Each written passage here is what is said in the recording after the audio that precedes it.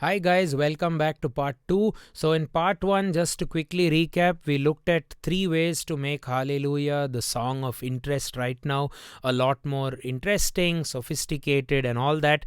We used add chords, suspended chords, the first option. Then we looked at chord extensions, making it sound very jazzy. And then to cap off part 1, we looked at these passing slash chords, as I'm calling it. So if you stumbled on to part 2, don't forget to watch part 1. Where you could watch this series in any order, I think, but it'll be nice to start from part 1, because in part 1 I also look at the simple chords, the basic triad version of playing Hallelujah. So moving forward, the first variation I have for you in this part would be to add what I call as a Plagal cadence, or what we all call as a Plagal cadence, wherever you see fit, wherever you feel it adds a vibe.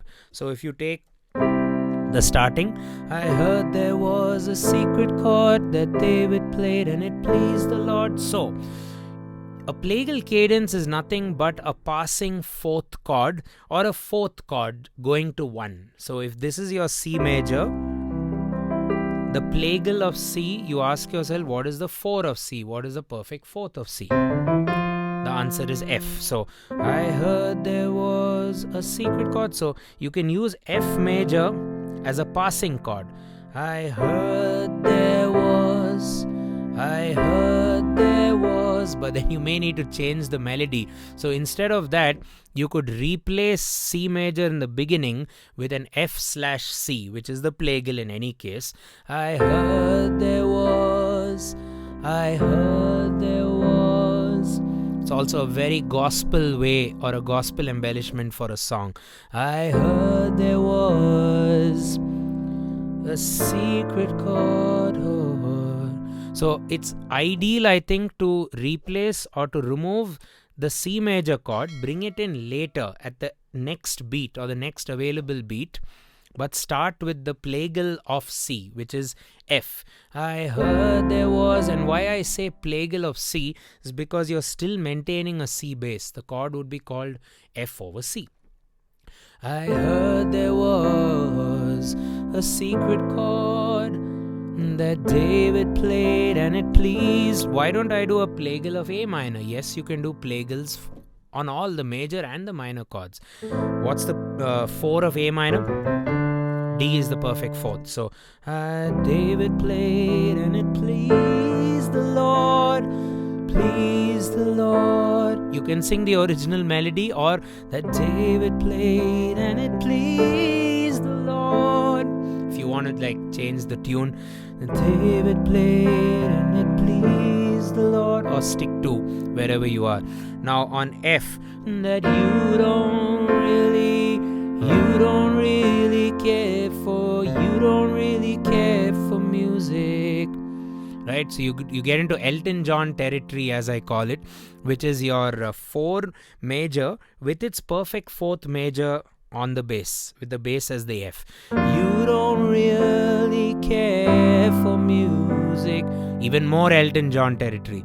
You don't really care for music, do ya? I used it everywhere, so it makes it very gospel, and it makes it very also British rock and pop. A lot of British artists do that Plagal passing chord thing, especially in ballads, because the chords take their time in ballads. So that you don't really, that's B flat over F. You don't really care for music, C over G, do ya? Worked quite well, I think. Well, it goes like this, the 4th, the 5th. It's a bit annoying to do it when the chords change very fast, as I mentioned earlier, so you can leave that. Goes like this, the 4th, the 5th, the minor fall, D minor over A and then A minor, and then the major lift. You can do it pretty much everywhere. The baffled king composing. I don't think it'll sound good on the dominant chord, but that's an acquired taste, I guess. Baffled king composing. May not be. Hallelujah. Hallelujah, hallelujah, ooh, hallelujah, hallelujah. I love it at the end.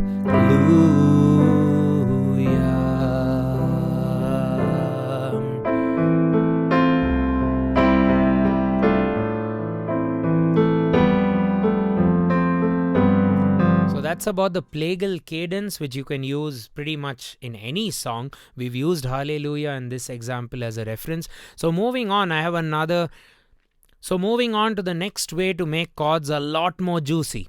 So in music theory, we call this topic as borrowed chords. So a borrowed chord is nothing but a chord which you can borrow, or we could even say steal, from another scale. Like you want to take a chord from the minor scale and bring it into the major scale. So if you harmonize C minor, you'll get the diatonic triads as C minor, D diminished, E flat major, which is the 3 flat major, F minor, which is the 4 minor, G minor, which is the 5 minor, A flat major, which is the 6 flat major, B flat major, which is the 7 flat major, and then, those are the 7 diatonic triads of C minor. So what you do with borrowed chords is you figure out at which point in your song can you like steal from the minor, from the parallel minor, not the relative minor. That's a different concept.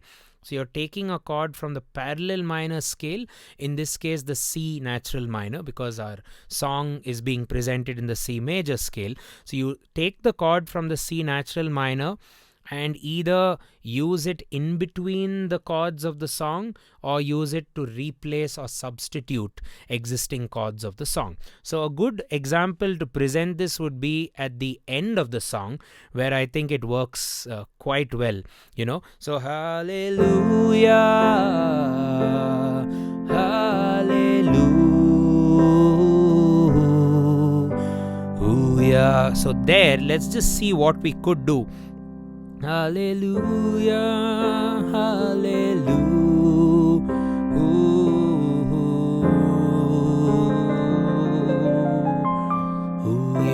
So what did I borrow there? I borrowed an F minor.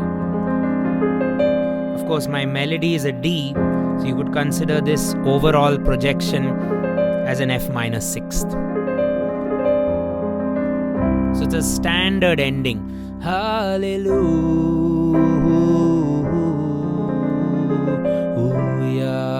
It works perfectly. So that's anyway Plagal. It's a 4 going to 1, right? You can get a bit more drastic, like you can do hallelujah.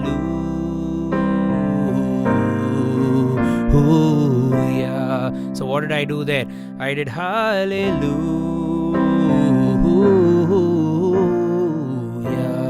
So that was a 6 flat major. Hallelujah. That's A flat major, 6 flat, going to B flat, and ending on a C major, not C minor. I call this the epic cadence, at least that's what we call it in our classes. So that's 6 flat, 7 flat resolving to the 1. We have an entire detailed set of lessons on cadences alone, where I talk about the theory. You need to check that out, and also consider a course at Nathaniel where this will be done in a very structured manner. So I just thought I'll show you the borrowed chord concepts at the end, because I think it works really well for the ending of Hallelujah. Let's just do it in context. Baffle King composing Hallelujah, Hallelujah, Hallelujah, Hallelujah. F coming up now. Hallelujah, F minor 6th, or Hallelujah. You could even stick to the same tune. Hallelujah.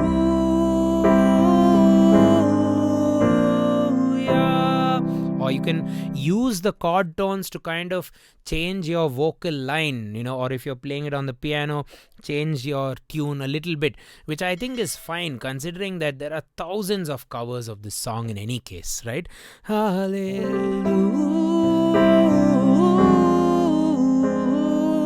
Can make it a bit bluesy at the end. Hallelujah.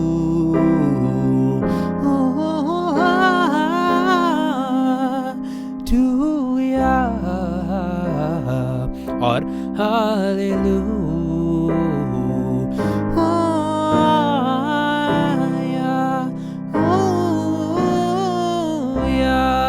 So that's how you can use borrowed chords. So far we've talked about the Plagal Cadence embellishment.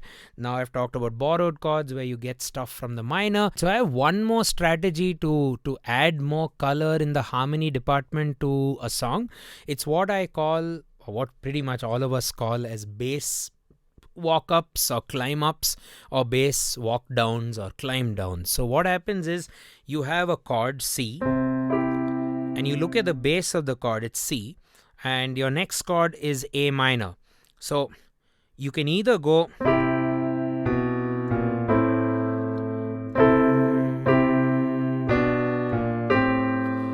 kind of drop that chromatically, and every chromatic drop or every diatonic linear drop,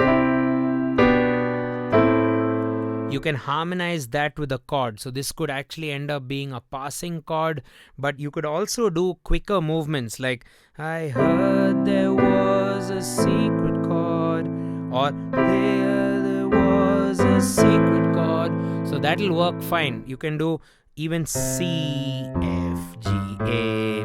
Just figure out whether you want to climb up to the A or the target, or whether you want to go down.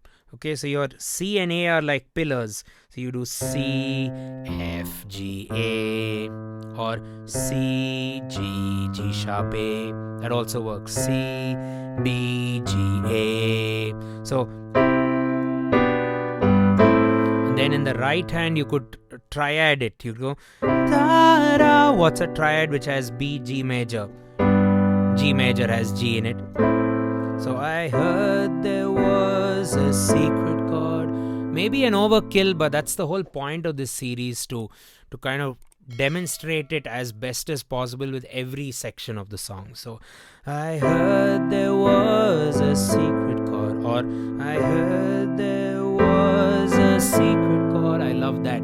I C, F, G, A. That David played and it pleased the Lord. So you can do both C, B, G, A, or C, F, G, A. Both work. I heard there was a secret chord that David played and it pleased the Lord.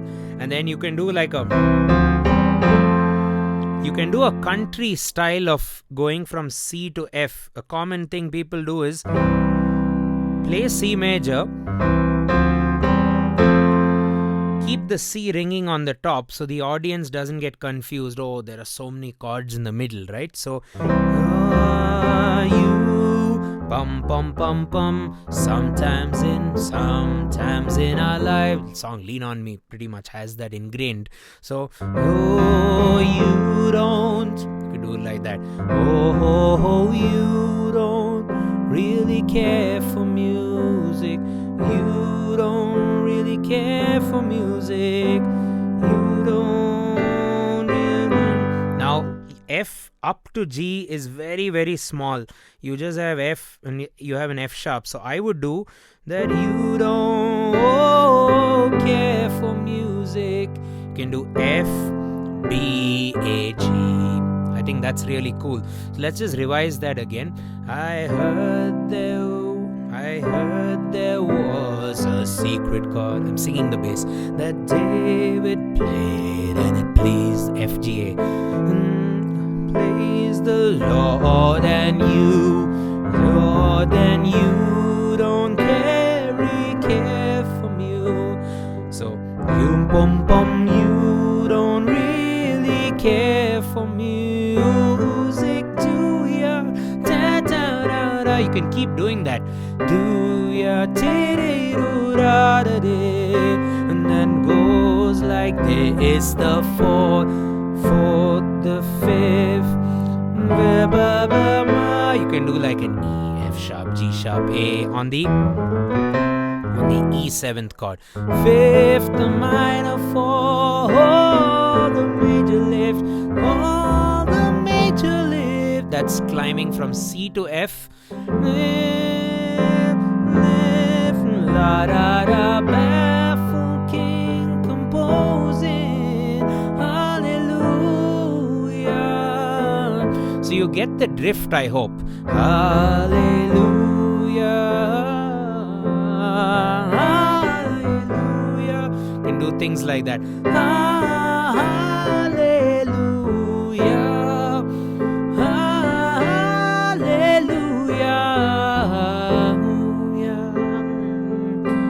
Hallelujah. Hallelujah.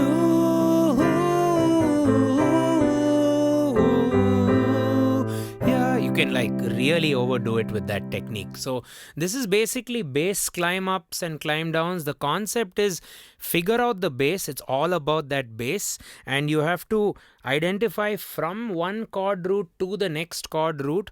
How are you climbing? Are you climbing in the first place? If you are you going to climb upstairs or are you going to climb downstairs? How do you want to climb upstairs? You want to go diatonically, you want to go chromatically, you want to go zigzag climbing, if that word even exists, and so on and so forth. The possibilities are endless. So we have a few more techniques which are going to make your music even more sophisticated. All the further techniques also will have a lot more music theory. The circle of fifths comes into the forefront of the next few reharmonization techniques I'm going to deal with. So do stay tuned. Hope you enjoyed part 1 and part 2, and don't miss part 3. That'll cap off 10 exciting ways to reharmonize songs, which I think will help you greatly as you play through songs at any skill level on any instrument. So again, this is Jason Zach from Nathaniel.